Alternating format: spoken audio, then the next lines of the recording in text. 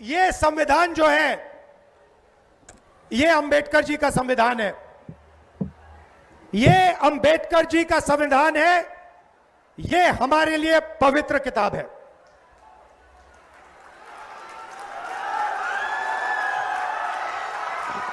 इसको दुनिया की कोई शक्ति नहीं छू सकती है। इसमें लिखा है हिंदुस्तान में एक व्यक्ति को एक वोट मिलेगा। इसमें कहीं नहीं लिखा कि एक व्यक्ति को 2 वोट मिलने चाहिए, 3 मिलने चाहिए, 5 मिलने चाहिए और दूसरे को वोट मिलना ही नहीं चाहिए। मैं इलेक्शन कमीशन से पूछता हूं, इसमें लिखा है कि एक व्यक्ति को एक वोट मिलेगा। आपने 65 लाख वोट बिहार में क्यों काटे? आप संविधान पर आक्रमण कर रहे हो। बिहार में हजारों लोग हमसे मिले, हजारों लोग मिले, कहते हैं भैया हमने तो वोट किया, 3-4 बार वोट किया, हमारे पास सारी की सारी आईडी है, हमारा वोट काट दिया। हजारों लोग से मैं मिला हूं यहां पे। जिंदा लोगों को मार दिया। और आप देखिए किसको मार रहे हैं, आप देखिए किसका वोट कट रहा है। मैं आपको बताता हूं, दलितों का वोट कट रहा है, पिछड़ों का वोट कट रहा है, ईबीसी का वोट कट रहा है, अल्पसंख्यकों का वोट कट रहा है। मतलब हिंदुस्तान के गरीब लोगों का वोट कट रहा है। अंबानी का नहीं कट रहा, अदानी का नहीं कट रहा, हिंदुस्तान के गरीब लोगों का वोट कट रहा है, क्योंकि वो नहीं चाहते कि आपकी आवाज सुनाई दे। वो नहीं चाहते कि आप अपनी जमीन की रक्षा कर पाओ। वो नहीं चाहते कि आप पेपर लीक के सामने खड़े हो पाओ। वो नहीं चाहते कि आपके बच्चों को रोजगार मिले, इसलिए इस पर आक्रमण कर रहे हैं। भाइयों और बहनों, इसके बिना हिंदुस्तान के गरीबों के पास कुछ नहीं है। जो अधिकार आपको मिले हैं वो इस किताब से मिलते हैं। और ये कोई नई किताब नहीं है, इसमें सोच जो है हजारों साल पुरानी है। यहां पे स्टालिन जी आए, इसमें पेरियार जी की सोच है। यहां पे वेणुगोपाल जी बैठे हैं, इसमें नारायण गुरु जी की सोच है। इसमें अंबेडकर जी की सोच है, इसमें फूले जी की सोच है, इसमें गांधी जी की सोच है, इसमें भगवान बुद्ध की सोच है, इसमें कबीर की सोच है।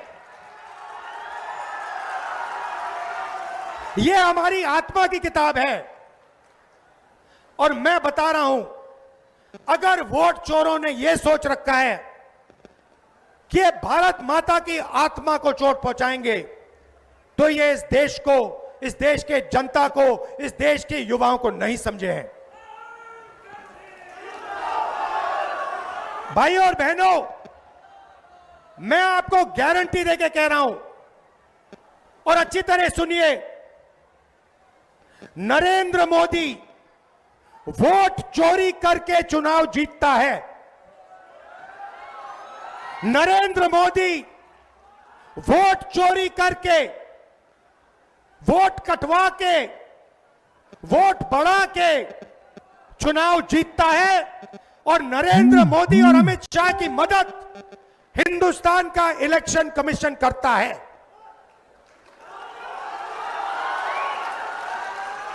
और सुनिए, 2023 में जब हमें बात समझ आनी शुरू हुई, जब हमें सबूत मिलना शुरू हुआ, एक नया कानून आता है।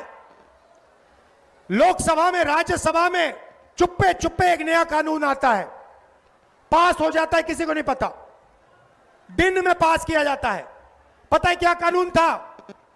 कानून था कि कुछ भी हो जाए, इलेक्शन कमिश्नर कुछ भी कर दे, उन उनके खिलाफ कानूनी कार्रवाई नहीं की जा सकती। अब आप मुझे बताओ, ऐसे कानून की क्या जरूरत? अगर ईमानदारी से इलेक्शन कमिश्नर काम कर रहा है तो ऐसे कानून की क्या जरूरत? भाइयों और बहनों, किसान को पीटकर जेल में डाल देते हैं, मजदूर को 2 जूते मारकर जेल में डाल देते हैं, युवा पेपर लीक के बारे में धरना देता है, लाठीचार्ज होता है, अंदर कर देते हैं, एफआईआर लग जाते हैं, मगर हिंदुस्तान के इलेक्शन कमिश्नर के खिलाफ कोई एफआईआर नहीं कर सकता है, कोई कानून नहीं एक्शन ले सकता है। क्यों?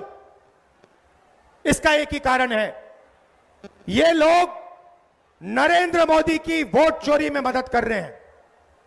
और वोट चोरी हिंदुस्तान के ईबीसी, दलित, ओबीसी, अल्पसंख्यक और गरीब जनरल कास्ट के खिलाफ आक्रमण है। यह आपको खत्म करने का तरीका है, ये यहां नहीं रुकेंगे। आप ये मत सोचो कि भैया वोट ले लिया तो क्या हुआ, इसके बाद राशन कार्ड जाएगा, उसके बाद जमीन जाएगी, और जो आजादी से पहले समय था जहां आपका अपमान किया जाता था, आपको कोई अपॉर्चुनिटी नहीं मिलती थी, आपको शिक्षा नहीं दी जाती थी, आपके माता पिता, उनसे पूछिए आजादी से पहले क्या होता था। जो राजा चाहता था कर लेता था, जो भी मन में आता था वो कर लेता था, जमीन अच्छी लगी जमीन ले लेता था। यह किताब, इस सोच ने हिंदुस्तान को बदला था, और यह एक बार फिर आजादी से पहले के हिंदुस्तान में हमें ले जाना चाहते हैं। भाइयों और बहनों, 2 चीजें मैंने नरेंद्र मोदी के सामने मुंह पे बोल दी हैं, और मैं गारंटी देके आपको कह रहा हूं, ये जो 50% की रिजर्वेशन की दीवार है, इसको कांग्रेस पार्टी लोकसभा में चूरा चूरा तोड़ के फेंक देगी।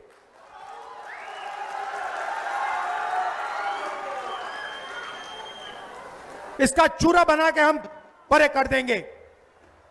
भाइयों और बहनों, कॉर्पोरेट इंडिया देखिए, मीडिया देखिए, मैं आपसे पूछना चाहता हूं, हिंदुस्तान के बड़े बड़े एंकर्स हैं, टीवी पे आते हैं, आप इन सबको जानते हो, मुझे इनमें से एक ओबीसी, एक ईबीसी, एक दलित नाम बता दो। मुझे एक नाम बताओ, मीडिया में दलित नाम बताओ, ओबीसी नाम बताओ, ईबीसी नाम बताओ, कहां है? आदिवासी नाम बताओ, कहां है? एक भी नहीं है। और ये नैरेटिव बनाते हैं। आप देखना, यहां पे करोड़ों लोग आए हैं यात्रा में, मीडिया कुछ नहीं दिखाता, कुछ नहीं दिखाता। ट्रंप ने आज कहा, सुनिए, ट्रंप ने आज कहा कि जब हिंदुस्तान पाकिस्तान का युद्ध हो रहा था, मैंने फोन उठाया और नरेंद्र मोदी से कहा कि सुन, ये जो तू कर रहा है इसको 24 घंटे के अंदर बंद कर। और नरेंद्र मोदी ने 24 घंटे में नहीं, 5 घंटे में सारा का सारा रोक दिया। मीडिया नहीं किया भाइयों बहनों, मीडिया नरेंद्र मोदी की है, मीडिया अंबानी की है, मीडिया अदानी की है, मीडिया हमारी नहीं है, तेजस्वी की नहीं है, स्टालिन जी की नहीं है, आदिवासियों की, दलितों की, पिछड़ों की, ईबीसी की नहीं है। मीडिया छोड़िए, कॉर्पोरेट इंडिया देखते हैं, अदानी, अंबानी, टाटा, बिरला। मुझे बताओ, इनमें से ईबीसी कौन है, दलित कौन है, आदिवासी कौन है, पिछड़ा कौन है? नाम बताओ। एक नाम नहीं मिलेगा। जुडिशरी में देखो, आदिवासी नाम, दलित नाम, पिछड़ों का नाम बता दो, एक नहीं मिलेगा। प्राइवेट अस्पतालों की मालिक की लिस्ट निकालो, वहां नहीं मिलेगा। शिक्षा की संस्था, यूनिवर्सिटी, कॉलेजेस, इनकी लिस्ट निकालो, वहां नहीं मिलेगा।